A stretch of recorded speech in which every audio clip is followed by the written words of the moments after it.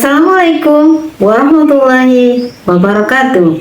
Saya Ida Nurhaida, Kepala TKIT Anak Soleh Kabupaten Bima, akan berbagi praktik baik cara menanamkan nilai-nilai profil pelajar Pancasila melalui program Anamatupah.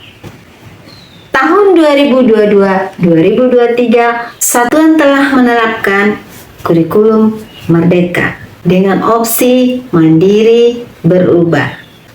Kepala sekolah adalah pemimpin yang harus terdepan dalam membekali diri dengan pengetahuan tentang implementasi kurikulum Merdeka. Kepala sekolah juga sangat bersemangat untuk melakukan inovasi atau perubahan untuk melahirkan anak yang memiliki kepribadian sesuai dengan nilai profil pelajar Pancasila.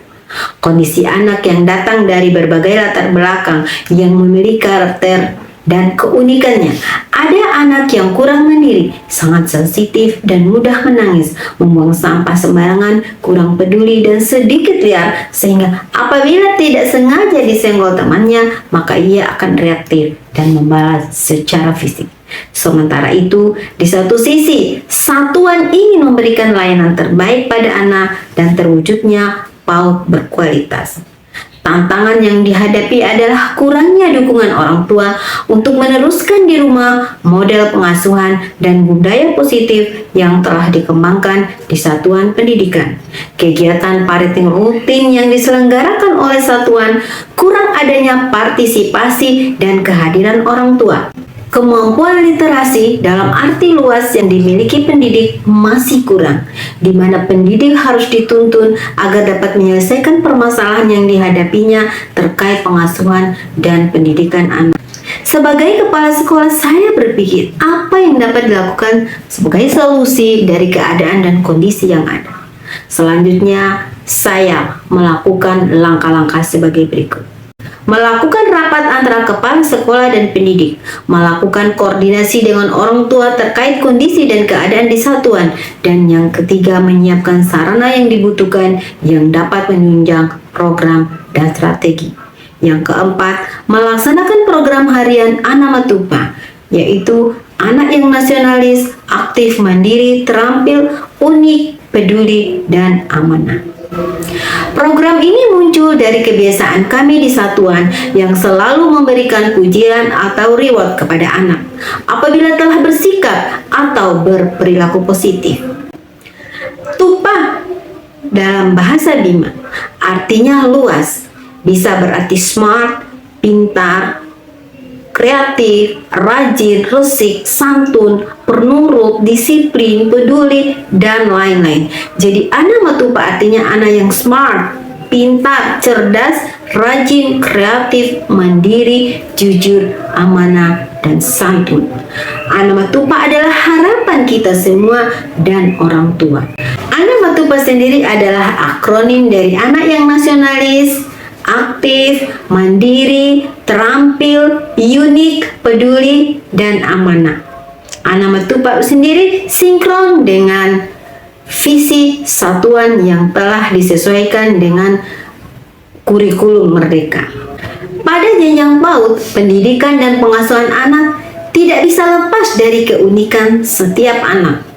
Pendidik harus memiliki skill yang mumpuni untuk menunjang proses pendidikan dan pengasuhan pada anak sesuai dengan keunikannya. Sehingga untuk menunjang kemampuan pendidik, maka kepala sekolah memberikan pendampingan atau briefing terhadap pendidik setiap pekan.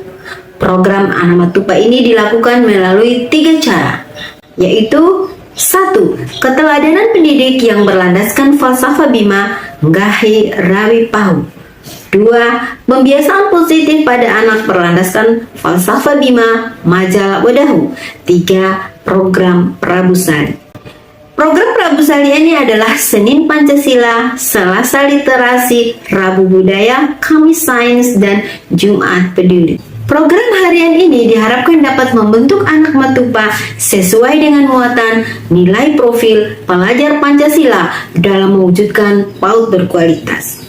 Melalui upacara sederhana setiap hari Senin, anak diajarkan cinta tanah air melalui simbol negara. Dengan selasa literasi, pendidik menanamkan nilai karakter melalui buku yang dibacakan. Anak juga terbiasa berinteraksi dengan buku untuk menstimulasi literasi anak sejak dini.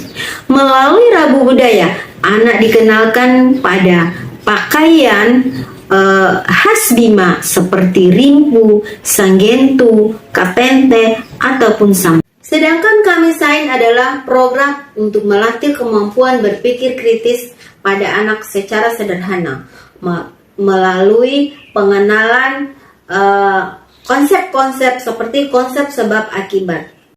Sedangkan kegiatan Jumat Peduli adalah upaya untuk menstimulasi rasa kepedulian anak, baik pada diri sendiri, pada orang lain, maupun pada lingkungan sekitar. Setiap hari Jumat, anak melakukan kegiatan segar atau sehat dan bugar. Jumat berinfak dan gotong royong membersihkan lingkungan sekolah. Program segar adalah merupakan pengenalan makanan sehat bergizi seimbang dan senam bersama bagi anak. Sedangkan Jumat berinfak adalah anak memasukkan infak pada celengan, dan pada akhir bulan pendidik memberikan sembako yang akan diserahkan kepada duafa bersama-sama dengan anak-anak. Adapun hasil dari praktik baik anak matupa ada terbentuknya perilaku positif anak seperti terbiasa beribadah secara sederhana sesuai agama yang dianut, santun, mandiri, jujur, mudah diarahkan, serta peduli pada sesama dan lingkungan. Anak mengenal simbol-simbol negaranya, terbentuknya kemampuan literasi anak sejak dini, mencintai buku dan aktivitas membaca, mengenal budaya daerah, mampu berpikir kritis, dan mengenal konsep-konsep secara sederhana. Pendidik sangat semangat untuk belajar dan memperbaiki skill. Kepala sekolah juga terus berupaya melengkapi fasilitas dan kebutuhan satuan seperti membuat pojok baca. Orang tua sudah lebih aktif berpartisipasi dan bersinergi dengan satuan pendidikan walaupun belum sempurna. Strategi anak matupa ini sangat baik dan positif diterapkan pada PAUD dimanapun di seluruh wilayah Indonesia, tentu dengan menyesuaikan kearifan lokal masing-masing daerah.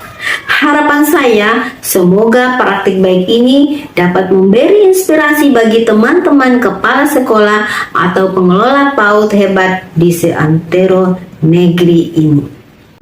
Demikian Ibu dan Bapak guru hebat di seluruh Indonesia. Mari kita wujudkan pembelajaran berkualitas dengan implementasi kurikulum merdeka dalam mewujudkan generasi hebat Indonesia yang memiliki karakter dan sikap sesuai dengan profil pelajar Pancasila. Wassalamualaikum warahmatullahi wabarakatuh.